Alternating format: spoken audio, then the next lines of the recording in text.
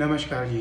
एक और आपको तरीका बताते हैं कि सबसे पहले भक्ति कीजिए। भक्ति में अपने आप को इतना लेवल बना लिया कि देवी देवता के दर्शन हो, अपना जिसको भी मानते हो तो इतनी पाठ पूजा आपकी उच्च हो जाए कि कोई भी चीज़ आप पे वार ना करे, कोई भी आप पे तंत्र मंत्र ना चले। तो अपने आप को स्ट्रॉन्ग बनाओ। फिर मैं एक बताता हूँ, आप ये उपाय ऐसे मत करना कि अगर आप प्रॉपरली गुरु से दीक्षित हैं या फिर आप किसी राधे कृष्ण की भक्ति करते हैं, किसी की भी भक्ति करते हैं, तो वो देवता की कृपा होती है, तो आप ट्राई कर सकते हैं, कोई प्रॉब्लम नहीं। ये देखिए, एक धूप होती है जिसको बोलते हैं कि बाँस की लकड़ी नहीं जलानी चाहिए, ये वो ऐसा कुछ नहीं है, ये आपके मन के भाव है। ये धूप होती है। अभी मैं इसको जलाता हूँ, देखिए ऐसे इसको जलाओ। जलाने के बाद क्या होता है कि जब भी आपके पास कोई आता है, कोई बंदा आता है या किसी के कर्म दोष लगे हैं या किसी का कुछ लगा है, तो किसी भी अपने देवता का, अपने इष्ट का नाम लेके उसको उसके हाथ से धूप जला सकते हो आप। और बाकी क्या होता है, जो मेन गुरु होते हैं, तो क्या आप किसी के भी मस्तक पे स्वस्तिक बनाओ। स्वस्तिक रिद्धि सिद्धि शुभ लाभ का नाम लिख के स्वस्तिक बना के उसके मस्तक पे लिखो। अगर उसको क्या प्रॉब्लम है क्या नहीं, वो प्रॉब्लम का सलूशन लिखो अपने इष्ट को साक्षी मान के और देवी देवता को। और उसके बाद अगर हाथ पे, कई बार होता है कि जो किसी के ना शादी का बंधन होता है, शादी का बंधन कर देते हैं, तो हाथ पे, उसके हाथ पे लकीरों पे स्वस्तिक बना के अपनी देवी देवता का, जैसे आप लिखते हो, जो देवी देवता मदद करते हैं ऐसे नहीं करते, तो इस धूप से आप उसके हाथों पे लिख दो कि वो चीज़ें होती हैं जो नहीं बताई जाती, लेकिन आप लिख सकते हो, कुछ भी लिख सकते हो अच्छा लोगों के लिए। तो वो जो शादी की रेखा होती है तो इसी धूप से ही खुल जाएगी। मस्तक पे, सिर पे बंधन होते हैं, कई लोग बंधन के लिए देवी देवता को भेजते हैं या फिर दूधों को। तो आपकी भक्ति इतनी लेवल ऊंची है तो आप धूप से ही उसके सिर से बंधन खोल सकते हो। ये धूप जल रही है, बंधन खोल सकते हो। पैरों के, शरीर के बंधन है, मस्तक पे लिख सकते हो। शरीर, ये जो हिस्सा होता है इसमें नेगेटिविटी बहुत ज़्यादा होती है, तो पीछे लिख सकते हो, पीठ पीछे लिख सकते हो। तो ये धूप है, ये भी एक रामबाण का काम करती है। तो इनको सिद्ध करना पड़ता है पहले, उसके बाद आप ये धूप से भी लिख के वो बंदे का नेगेटिविटी चीज़ें उतार सकते हो। और क्या कहते हैं, अपने इष्ट का, परमात्मा का नाम लेके, किसी की कोख बंधन है तो कोख जो नाभि के नीचे, इसको नाभि के नीचे ऐसे लिखना है, दूर से, चुभोना नहीं है किसी को भी, दूर से लिखना है। दूर से लिखोगे तो उसकी कोख भी खुल जाती है। तो कोई इतने उपाय करने की ज़रूरत नहीं, आपका लेवल हाई होना चाहिए।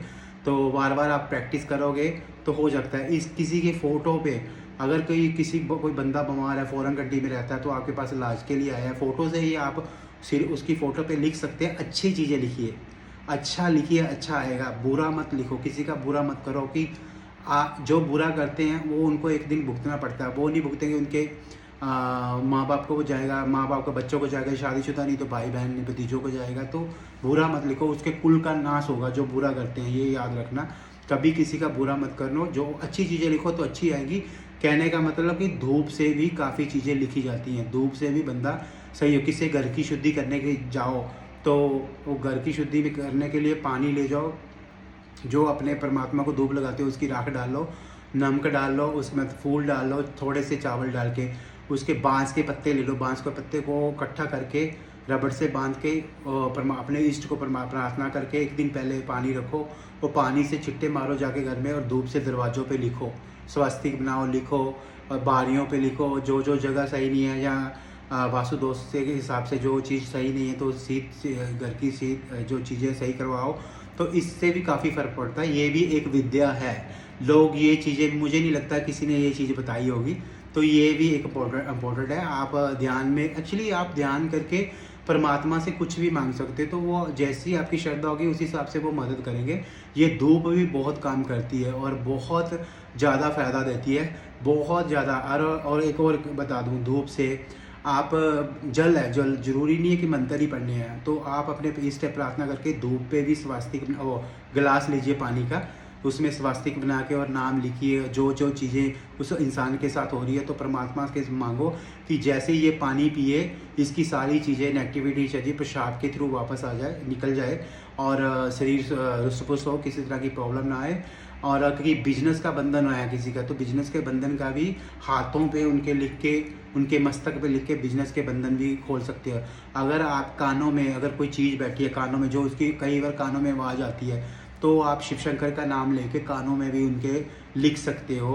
ओम नमः शिवाय लिख दो, या शिव पार्वती का नाम, किसी भी देवी देवता का नाम लिख दो, तो उससे तुरंत ही वो जो चीज़ है अंदर कानों में उनको जलन महसूस होगी, धूप से, उसके जो धूप के धुएं से जलन महसूस होगी, तो वो चीज़ निकल जाती है। तो काफ़ी तरीके हैं कि नेगेटिविटी हटाने के। ज़रूरी नहीं कि इंडियन हैं या फिर दूसरे कंट्री के लोग भी हैं वो भी यही काम करते हैं, लेकिन हर कंट्री में है, ये नहीं कि ऑस्ट्रेलिया में नहीं, अमेरिका में ये सब करते हैं, लेकिन वो जिसको तकलीफ होती है वही उनके पास जाता है, जिसको नहीं तकलीफ होती तो वो उनको ज़रूरत ही नहीं किसी की भी।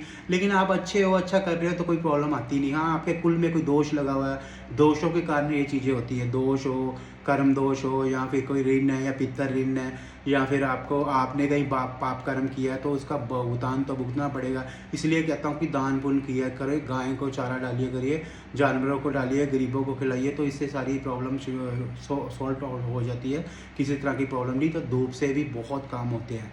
धूप से घर में लिख सकते हो, घर के बंधन भी धूप से कट सकते हैं। लिखो तो घर के दरवाजे, मेन दरवाजे पे स्वास्तिक बना के लिखो, नवग्रह का आह्वान करो, देवी देवताओं का आह्वान करो, नव दुर्गा का आह्वान करो, और क्या कहते हैं ये जो आपके ईस्ट है उनका, और सूर्य देव, चंद्र देवता का, सारे देवी देवता का आह्वान करो, तो उस घर की शुद्धि हो जाती है। वो भगवान अपने आप ही ले जाते चीज़ें। पर इसमें आपको सक्षम होना चाहिए, आप मतलब का लेवल, भक्ति लेवल ऊपर होना चाहिए बहुत ज़्यादा, तो आप ये काम नॉर्मली कर सकते हैं, किसी तरह की प्रॉब्लम नहीं आती।